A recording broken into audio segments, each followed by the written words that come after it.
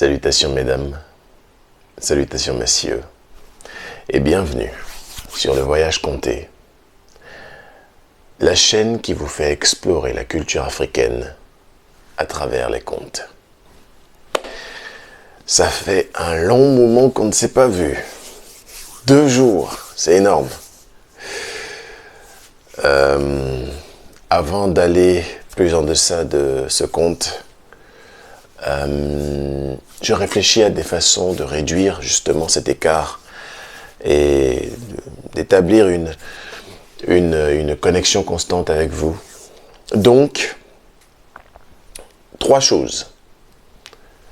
Vous abonner, activer la cloche de notification pour être au courant de toutes les nouvelles publications, me suivre sur mes réseaux sociaux. Ils sont en bio de la chaîne, donc vous me suivez sur les réseaux sociaux, il y aura des surprises sur les jours à venir. Et bon, d'accord, une petite 4e chose, partagez les vidéos. Ce sont des histoires, agrandissons notre communauté pour que les voyageurs soient plus nombreux. Aujourd'hui, j'ai choisi un conte un peu plus léger que la dernière fois, parce que il a l'air d'avoir traumatisé. Le conte s'appelle Les 4 orphelins, et c'est un conte fond.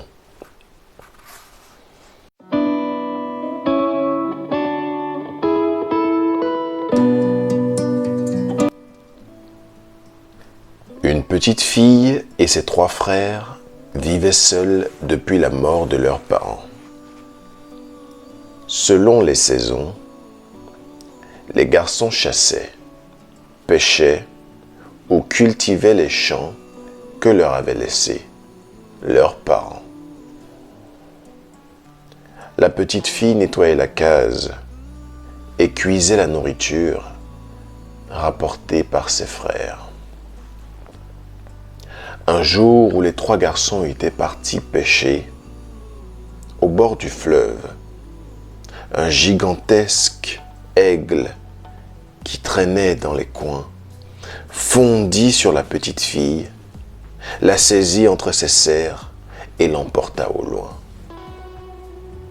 Après l'avoir déposée dans son nid, au sommet d'une montagne escarpée, le rapace lui dit: « Jeune fille, je souhaite t'épouser. Je ne te ferai aucun mal, mais il faudra que tu acceptes de devenir ma femme. S'il te plaît, réfléchis à ma proposition. Tu me donneras ta réponse lorsque je serai rentré de ma chasse. Mais regarde bien comment je suis beau là. Fais le bon choix. » Il s'envola après son discours. La petite fille se mit alors à pleurer en songeant à son triste sort. Pendant ce temps, les 3 frères étaient rentrés de la pêche. Ils appelèrent leur sœur pour lui montrer les gros poissons qu'ils rapportaient. Comme elle ne répondait pas, ils pénétrèrent la case. Surpris de ne point la trouver, ils pensèrent qu'elle était allée chercher de l'eau à la rivière. Ils l'attendirent. Voyant qu'elle tardait à arriver, ils interrogèrent quelques femmes qui rentraient avec leurs jarres. Mais aucune n'avait vu la petite fille. Les 3 frères commencèrent alors à s'inquiéter. « Je vais attendre ici pendant que vous ferez des recherches aux alentours du village là-bas, » dit l'aîné des garçons. « Oui, tu as raison, » approuvèrent les 2 autres. Dès qu'il fut parti, l'aîné s'allongea et s'endormit. Il se mit à rêver. Il était dans une pirogue et remontait le fleuve avec ses frères. Il apercevait soudain une montagne au sommet de laquelle se trouvait un nid d'aigle. Dans ce nid sanglotait sa jeune sœur. Il s'apprêtait à l'appeler pour la rassurer lorsqu'il fut réveillé par ses frères qui revenaient. « Avez-vous trouvé un indice ?» demanda-t-il. « Pas le moindre, » répondirent les deux autres. « Pendant que vous étiez en train de vous promener et d'effectuer vos recherches, j'ai fait un rêve, » affirma l'aîné. Il leur raconta dans le détail ce qu'il avait vu. « Prenons la pirogue de notre père et allons délivrer notre petite sœur, » s'écria le deuxième frère. « J'emporte un fusil pour supprimer cet aigle, » ajouta le troisième frère.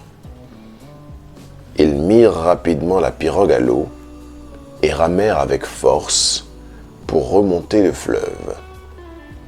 Quand ils furent arrivés au pied de la montagne, le deuxième frère grimpa jusqu'au nid du rapace et aida sa sœur à en descendre.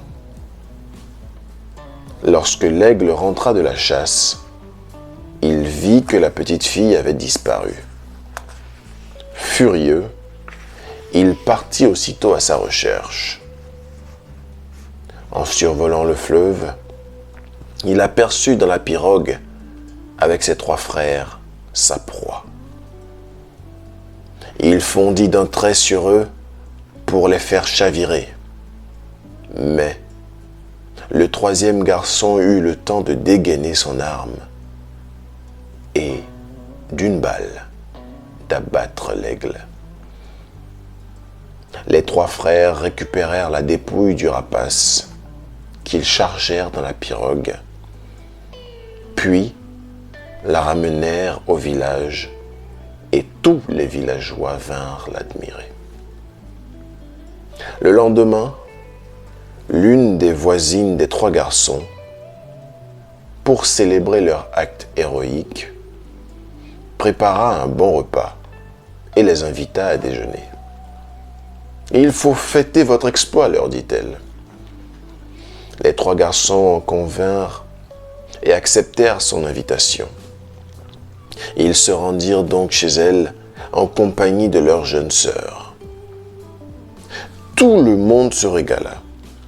Lorsque la voisine apporta le dessert, l'aîné des frères déclara: « Bon, moi seul ai droit à ce dessert. Parce que sans mon rêve, là, nous n'aurions pas pu retrouver notre sœur. »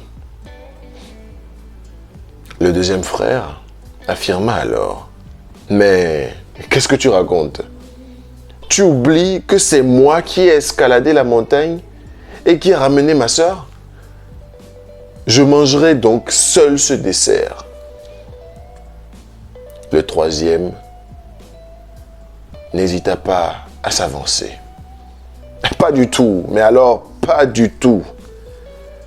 Si je n'avais pas dégainé mon arme et tiré sur l'aigle, eh bien, nous ne serions plus de ce monde, mes frères. Donc, pour me remercier, c'est moi et moi seul qui mangerai ce dessert. » Il tendit alors la main vers le plat, mais il était vide. Pendant que les trois garçons se disputaient, leur sœur avait tout avalé.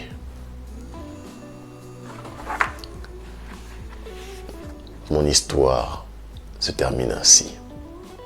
Mais j'ai pour vous une question. Selon vous, lequel des trois frères méritait le plus le gâteau ou le dessert? C'est pas dit que c'était un gâteau, c'était un dessert. Donc lequel méritait le dessert? Admettons que ce soit une bonne bouillie de maïs au miel. Les vrais savent. J'espère que vous serez là ce soir histoire plus légère parce que la prochaine va être un peu plus rude. Donc voilà, petit temps de répit. Ce soir, n'oubliez pas, rendez-vous sur la chaîne 21h GMT plus 2 pour un petit débat. On va faire en sorte qu'il ne soit pas trop long parce que le sujet est un peu léger. Comme ça, on se préparera pour samedi. Jusqu'à ce soir, mesdames, messieurs, au revoir. Si tu es arrivé jusque-là, c'est que tu aimes le contenu.